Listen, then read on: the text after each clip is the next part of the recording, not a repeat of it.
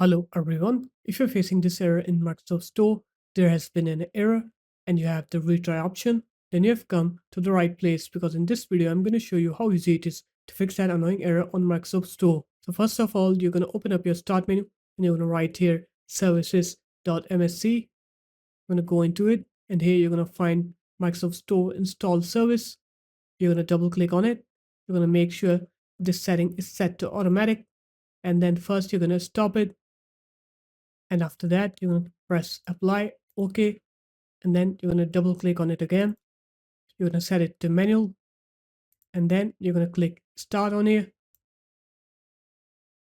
press OK, and after that what you're going to do is you're going to open up your start menu again. You're going to write here Microsoft Store.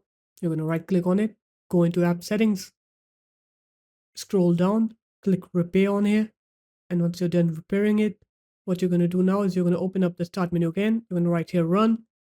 You're going to write here wsreset.exe, and that will reset your Microsoft Store and it will open it up.